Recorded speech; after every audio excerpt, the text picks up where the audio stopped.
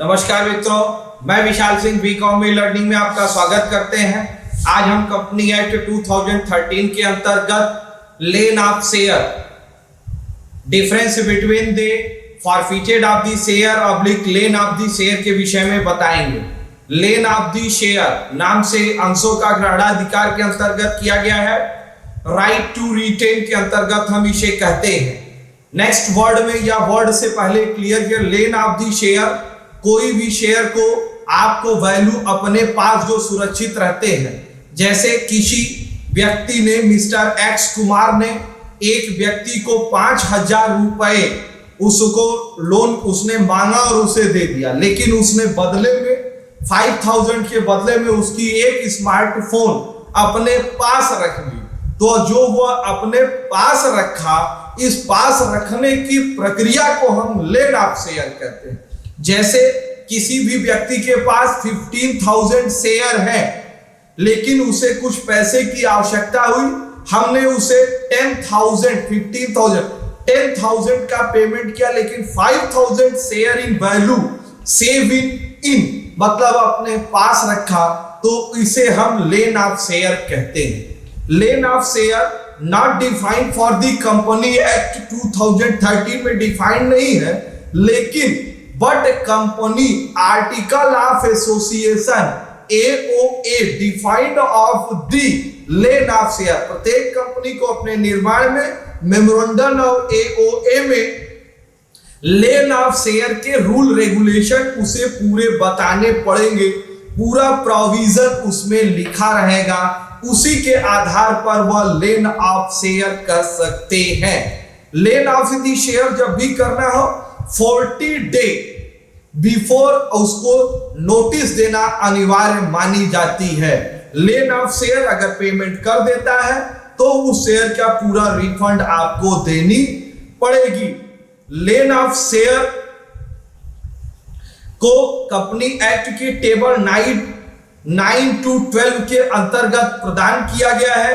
No payment in call money, no payment of the call money, यदि जो किस उसी पर यह नियम लागू होता है।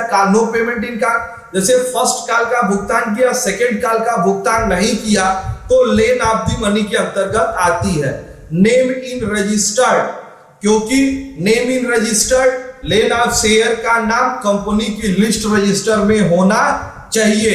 Company dividend and bonus binding up, company lane of share में अगर आपने भुगतान किया है तो आपके डिविडेंड्स और बोनस को रोकने का अधिकार है। Director committee of sale lien of share, director committee BOD को यह पावर है कि लेन ऑफ शेयर बेच सकती है। शेयर होल्डर की यदि डेथ हो जाती है तो लेन ऑफ शेयर वहीं पर समाप्त मानी जाएगी। Return of the surplus amount, lane of share में अगर कोई एक्स्ट्रा सरप्लस अमाउंट है तो वह उसे आपको वापस करना पड़ेगा। नेक्स्ट आपको हम बताना चाहेंगे difference between forfeited of the share oblique lien of the share. Forfeited of the share due to share, forfeited के अंतर शेयर का ही होता है, but lien of the share any amount, मतलब any other security।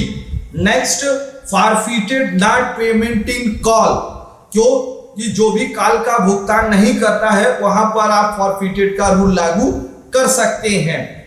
But lien kinds of the security, ये अन्य सुरक्षा पर भी लागू होता है। Forfeited of the share penalty to members in force, penalty ये राइट दिया गया है कि वह उनके ऊपर आप पेनाल्टी लगा सकते हैं। Lien of the share in force sale to sale, मतलब आपके शेयर को यहां बिक्री की जा सकती है। Forfeited of the share in no member of the company, in lien of the share surplus amount retain of the company. Forfeited of the share cancel, reissue, reduce of the capital, but lane of the share no deduction of the your share capital, क्योंकि आपके share वापस लिए जाते हैं फिर पुनः वापस हो जाते हैं, तो वो अपने पास रोक गए, इसलिए कंपनी के शेयर कैपिटल पर कोई प्रभाव नहीं पड़ता। आज आपने हमारे पूरे वीडियो आपने डिफरेंस भी देखे फॉरफिटेड और लेनाक शेयर में। लेनाक शेयर को मैंने कंपनी एक्ट एओ के अनुसार डिफरेंस बताया, इसके लिए मैं आपको पूरे वीडियो देखने के लिए धन्यवाद करता हूं। आपसे मेरा विनम्र अनुरोध है कि मेरे आपके इस educational channel WeCom e learning में आपको कॉमर्स के अलावा इसमें टैली अकाउंट्स के साथ साथ आपको कंप्यूटर के CCC के भी कोर्स दिए जाते हैं, इसलिए आप इसे ज्यादा से ज्यादा लाइक शेयर एंड सब्सक्राइब आप स्वयं इसे ज्यादा से ज्यादा पढ़िए, आप अपने नॉलेज को बढ़ाइए, क्योंकि हेल्थ इज वेल्थ। आप अपने स्वास्थ्य को बनाए रखिए, नॉलेज बढ़ाएं, यही आपके पूरे फ्यूचर में काम देगी। धन्यवाद।